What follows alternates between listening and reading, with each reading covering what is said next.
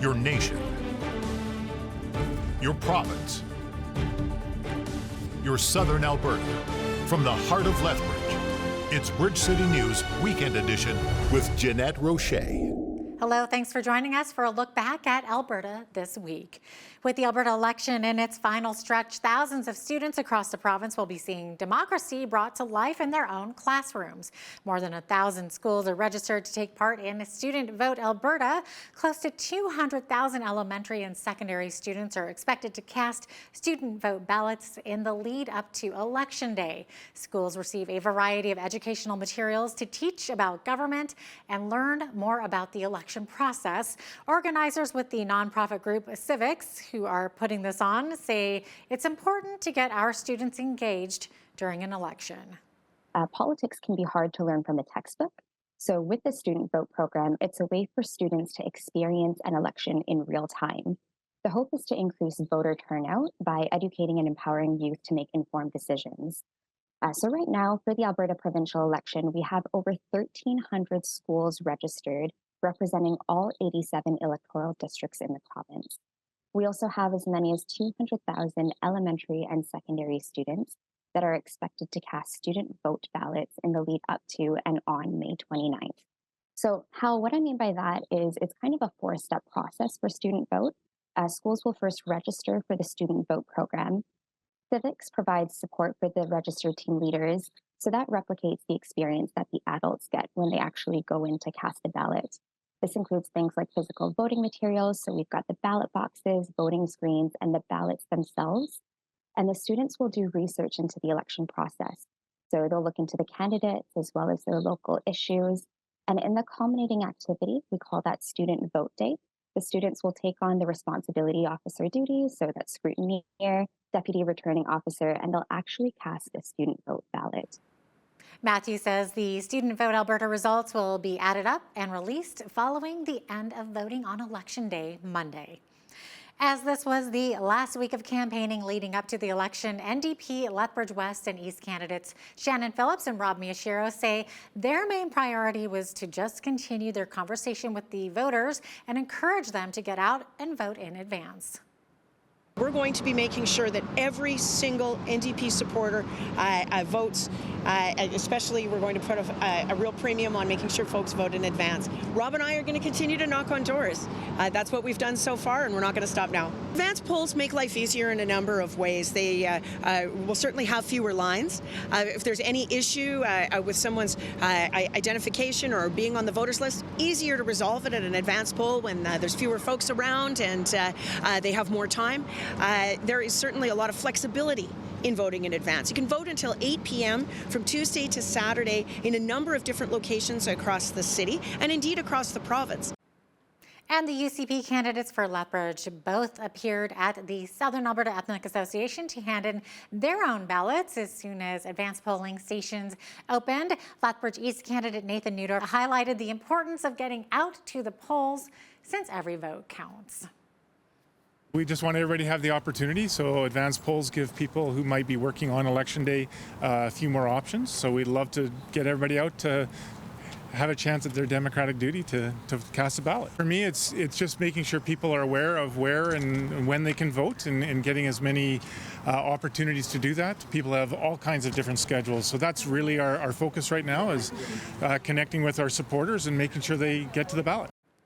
UCP Lethbridge West candidate Cheryl Seaborn says she was completing the final preparations for her campaign ahead of the election on May 29th. She also stressed the importance of getting younger people out to vote. And we've been very fortunate, both myself and Nathan, in both of our campaigns. We have a lot of young people that have come out to door knock with us, that are participating with us, university students, even high school students coming out to participate with us. We feel that there is a young voter momentum happening, and we're excited. We're excited to see those young voters come out. Advanced voting closed Saturday night. Bridge City News will have the election results for you on Monday night. Undoubtedly, we've all seen election signs throughout the province toting candidates' names and parties, but some have had to get a bit creative during this election campaign. One example shows the UCP fighting back against an NDP attack sign. When the NDP rolled out the message, Danielle Smith, what will she do next? The UCP counteracted with a small sign of their own placed directly in front of it, which reads, "Make streets safe."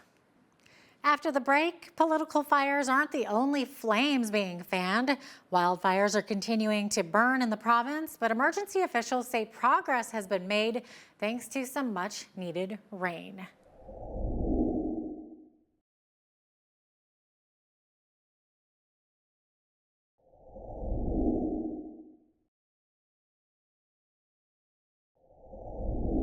Welcome back. There's been a lot of progress in the fight against the Alberta wildfires, according to Alberta emergency officials. It's mainly due to rain, cooler weather, and the efforts of the 2,500 firefighters. Several evacuated communities announced re-entry plans this past week. Thousands of people remain displaced from their homes as a number of fires continue to burn. Firefighters from Australia and New Zealand have been arriving to help battle the blaze that continues in both central and northern Alberta. So far this year, we've responded to 521 wildfires, burning more than 1,031,000 hectares. The extreme rate of growth we saw on these wildfires earlier this month has now slowed. Over the past 2 days, firefighters have been able to make significant progress on wildfires on the landscape. They've continued to build and reinforce fire breaks near communities and work on extinguishing hot spots inside the perimeter of wildfires. We're now in the very final stretch of the Alberta election. Election Day is Monday, May 29th. Advanced polling stations opened at 9 a.m. this past Tuesday, May 23rd. Elections Alberta says a new record was set as close to 162,000 people cast their ballots on that first day. That's around 16% more than the opening day record set back in 2019, when 140,000 people cast their early vote. And many say the advanced voting is practical and encourage others to beat the lines on Election Day. Residents in Lethbridge we chatted with say the process was quick and painless. Hey, advanced voting is great. You should all come down and get your votes in as quick as possible. It's quick and painless, and lots of great people here. Usually I go on the day of the election, the excitement, but this year it seems important to get it done quicker. The election does seem more essential. Well, I hope everybody votes. Number one, you can't complain if you don't vote.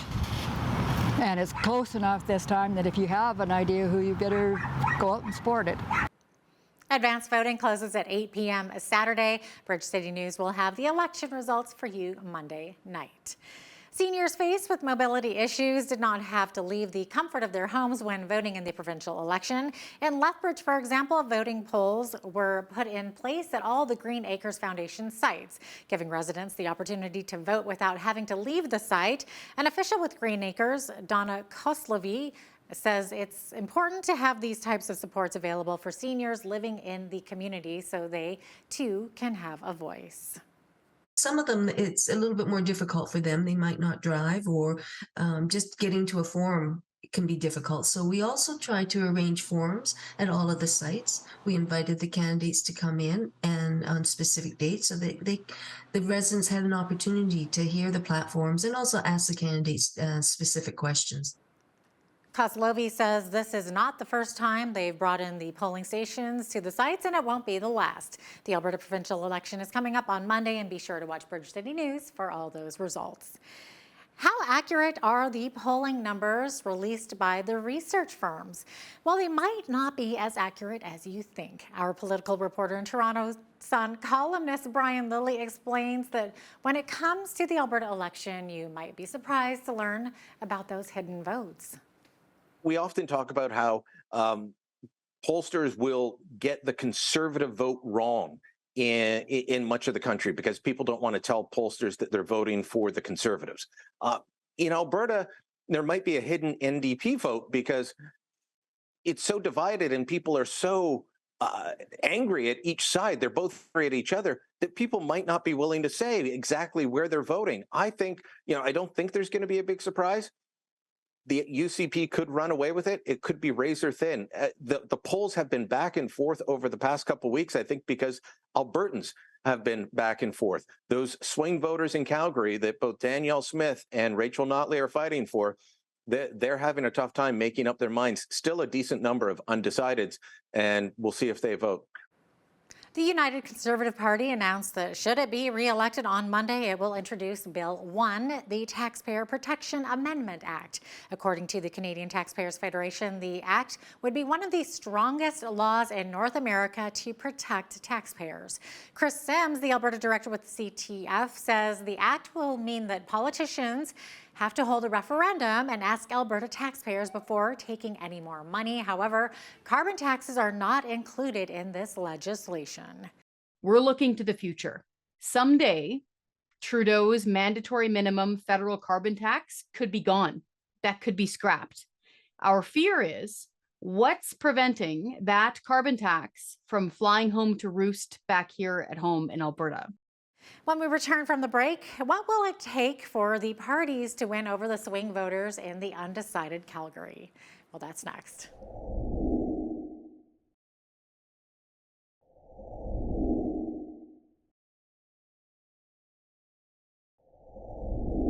Welcome back. Well, we're right in the cusp of Election Day, and as we heard from political reporter Brian Lilly, the swing voters in Calgary are having a tough time making up their minds for which party to form Alberta's next government. BCN's Hal Roberts sat down with the Alberta correspondent for the National Post, Tyler Dawson, and they discussed what it will take for the parties to win the hearts of those undecided voters. Tyler, what will it take for both Danielle Smith and Rachel Notley to sway over the 18% of undecided voters? Yeah, it's a great question, because why aren't those people decided? What are the issues that they're looking for? What are the things that they are uncertain about? There's a couple possible explanations there. One of them is that you had people who sort of voted for, say, Rachel Notley and Stephen Harper in 2015. Maybe in 2019 they voted for Jason Kenney, but maybe they cast their ballot for one of Justin Trudeau's candidates. So you have this sort of situation where certainly the UCP, I think more so than the NDP, has a cohort of people who have voted for them in the past, but are not wildly enthusiastic voters. They're not card-carrying UCP members. They're maybe sort of more progressive conservative types, economically conservative, but quite socially liberal.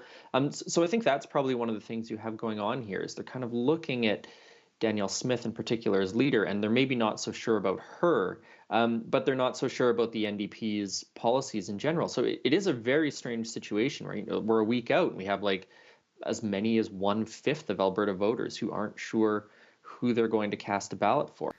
The Ethics Commissioner released a report on Danielle Smith's conduct regarding Calgary street preacher Arthur Pawlowski. Tyler, apparently it wasn't the call so much to him that broke the rules, but rather it was a call she made to Tyler Shandro, who was the Justice Minister back then. But now the report also concluded that it found no evidence that Smith's office contacted the Crowns, which CBC had reported on. Would Smith potentially look at suing the CBC now? She has hinted at that, yes. I don't believe she has committed to going forward with a lawsuit, but certainly has talked about it and has demanded a retraction and apology from CBC, which as yet has not happened. So it's sort of an interesting story, because you're right, those are the two things that it found. It found that she violated the Conflicts of Interest Act, and that the Ethics Commissioner could find no evidence of what CBC reported. Now, the UCP, of course, has seized upon the CBC angle to this story and has made very little mention of the other part of it, the Conflict of Interest Act violations, which incidentally, the Conflict of Interest Commissioner, Ethics Commissioner, I should say, compared to Justin Trudeau's actions during the SNC-Lavalin scandal, which Danielle Smith herself had condemned. So it's a bit of a messy situation there, I would say. Tyler, thank God for the cooler temperatures and rainy conditions in both central and northern Alberta. It's been a blessing in helping our firefighters battling the 80-plus wildfires across the province. More than 1 million hectares have burned already, and what the record was 1.3 million set back in 1981. Now, the wildfires have actually been a bit of a campaign and election issue. Can you explain? They have been. Part of it is going back to this decision under the Kenney government, where they scrapped sort of these rappel teams of elite firefighters who would rappel from helicopters down to fight blazes. And that team was scrapped to save money, but maybe three years ago now, probably. So that's been a little bit of a campaign issue. Certainly there was time sort of earlier on in the campaign when Danielle Smith was sort of stepping back from campaigning, putting her premier hat back on to meet with evacuees. And actually both her and Notley met with evacuees together and sat down and had a discussion about how best to tackle the situation. Notley, of course, was premier during the 2016 fires in Fort McMurray. So it hasn't been as big an issue maybe as one would have expected. Let's talk some municipal politics for just a moment here. Calgary Mayor Jyoti Gondek has talked about potentially not allowing fireworks in the Stampede City on Canada Day. Why not? Yeah, that's right. You know, the argument seems to be that there are cultural sensitivities at play. It's the 100th anniversary of legislation that excluded Chinese immigration. There's the whole truth and reconciliation trend that's been going on for the last couple of years. And the argument is just that to celebrate sort of Canada and its legacy would be inappropriate at this time. You know, there were similar sort of spats over this last year. Winnipeg, I think, I can't remember if they canceled fireworks or if they sort of canceled Canada Day celebrations and called them something else. But, you know, it's not a particularly new thing in some ways, but, you know, every time it's come up, it's been very, very controversial. The election race is in its final turn. We've had the opportunity to sit down one-on-one with at least 10 candidates from different parties to find out where they stand on the issues that matter most to Albertans. After the break, we share clips from each one of them. Don't go away.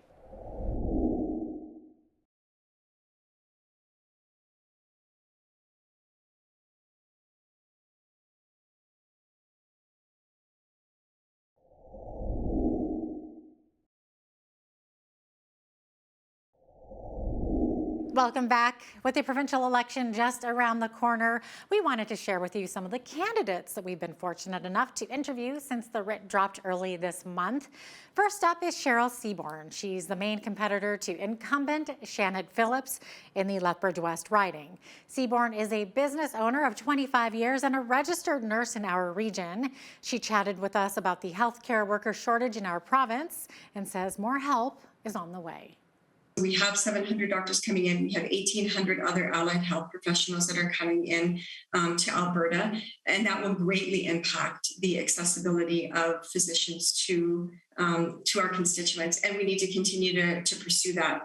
We're opening up extra seats in the university here for nurses. I know that that's happening across Alberta as well. All of those things are pieces to a puzzle. Some things are immediate, some things are going to take time, but I certainly feel that I have, you know, a little bit of the inside scoop on what's been going on over the last number of years and have something to offer in that way for people. Well, many in our province continue to be undecided over which party should form government. Also in Lethbridge West is Pat Chiswick with the Alberta Liberal Party, who says her party is a great choice for those who are fed up with both the UCP and NDPs. She likens the Alberta political spectrum to be like a six-sided dice, the NDP being like a 1 and the UCP being like a 6. And she says that we're lacking parties that can fill in all those numbers in between. I am running because I feel that the candidates are not listening, and I want them to start listening to the people that they're supposed to represent. And if nobody questions them and they just follow them blindly, they're not being put to task. They don't seem to be wanting to stand up and show, these are my values. This is what I'm going to do for you. And if I can just get people, even if they follow the UCP or the NDP adamantly, they've got to start questioning their representatives to make sure that they represent Lethbridge first and not their party leader. And that's why I'm running, just to bring questions in. Staying in Lethbridge, but now to the other side of the coulees, Rob Miyashiro is the NDP candidate for Lethbridge East. Miyashiro says a big part of his party's focus is healthcare and ensuring more Albertans have access to a family physician. Our plan is to have 1 million more Albertans have access to a family doctor in the next while. And that's our goal. And it's a lofty goal, but it's something we're going to accomplish, you know, with things like our family health teams. And supporting communities to develop family health clinics where you can have a general practitioner and other specialists as a team with allied health professionals to help serve more people, so they always don't have to see a doctor, but the doctor's available if they need it. Those are novel approaches, so you don't always. So we're focused on healthcare and the health of people, and to get Albertans the care that they need. But does Miyashiro have what it takes to beat incumbent Nathan Neudorf? He says carbon tax is having a negative impact not just on business owners and our hospitals, but also on our education system. According to Neudorf, the levy, which went up again last month, is also hurting our school boards. I've even heard from school divisions that are really struggling with that carbon tax increase because they have large buildings as schools and they have large fleets of buses that are feeling that hit. And it's very, very punitive to them. And that's why we can, as a government, as a United Conservative government, continue to stand up against the NDP Liberal Alliance in Ottawa, because it's pushing these increases. Schools can't shut down, buses can't stop operating. And we want them to see the reality of living in a northern climate and find a better way to achieve some of these goals and having a greener economy. Barry Morishita is the Alberta party leader. He's running in the same Brooks Medicine Hat riding as UCP leader Danielle Smith. We recently asked Morishita how best to describe his party. He says it's fiscally conservative yet socially liberal. I think we are fiscally conservative. I think we really do agree you need value for money and that you have to balance the books and pay for what you get. It's important for people to understand that there's a direct link between what they pay in taxes and what they get in services. And then when it comes to the social side, government has a role to play to look after people, public education, public health care, social services. But one of the things that we're significantly different about those files is that we really think we need to bring some real innovation into those areas. And it's not just Morishita that's vying for UCP leader Danielle Smith's seat in Brooks Medicine Hat. After the break, we hear from another candidate campaigning in her riding. She explains why she has what it takes to help paint the town orange. That's coming up. Stay with us.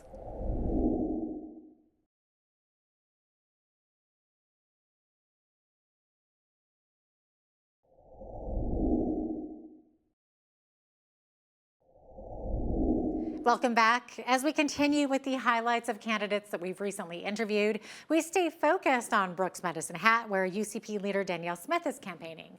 The latest polls say it may be a fairly close race between UCP and NDP. Gwendolyn Dirk has a huge hill to climb. She's the NDP candidate for that riding, where Alberta Party leader Barry Morishita is also trying to unseat Smith.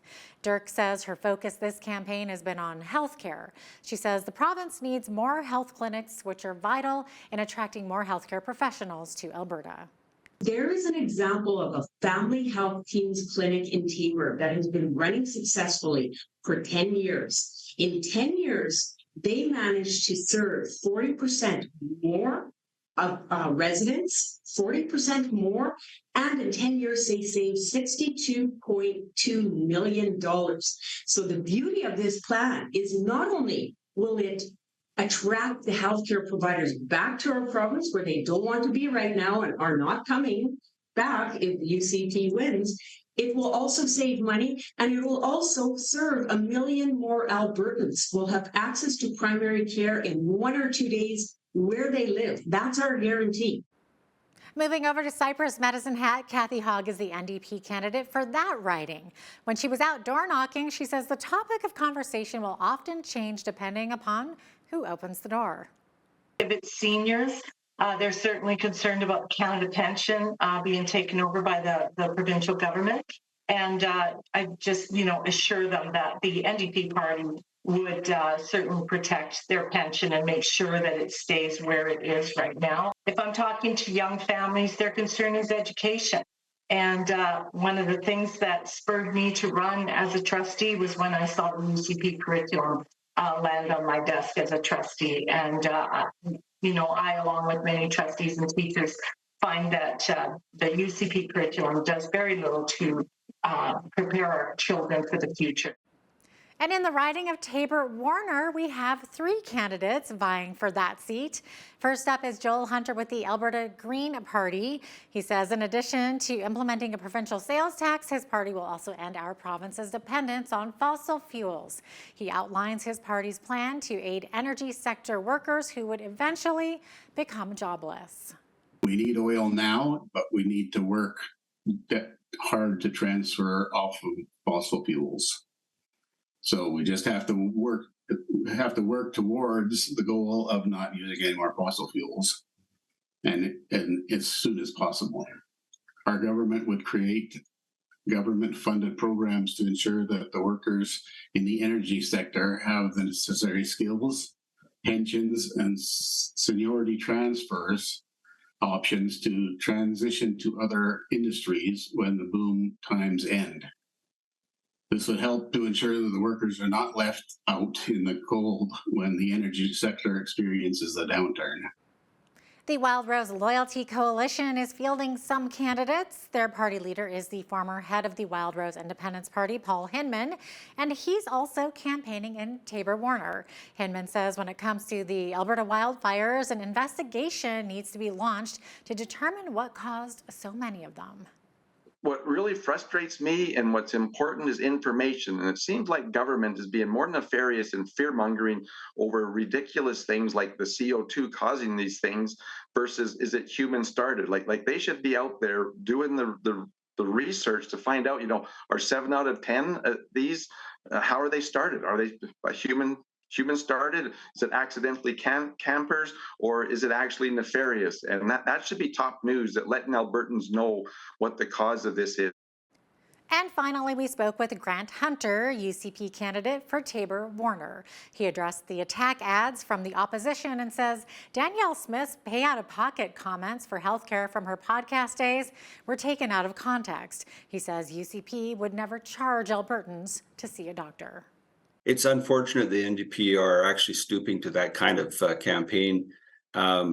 We will not ever be charging Albertans to go to see their doctor. That will not happen. It's against the law to do that. Our Premier Smith has just signed a $24 billion agreement with the federal government in terms of health transfers back into Alberta, 10-year agreement. Reaffirming our commitment to the Canada Health Act, which says that you cannot do that. And it's unfortunate the NDP are stooping to this kind of a level in order to try to win an election. Estate planning is a very important thing that each of us must consider before it's too late. However, if you have no one in your life to leave an inheritance to, how necessary is a will? Well, BCN's Naveen Day chats with lawyer Stephen Mogden and gets some answers.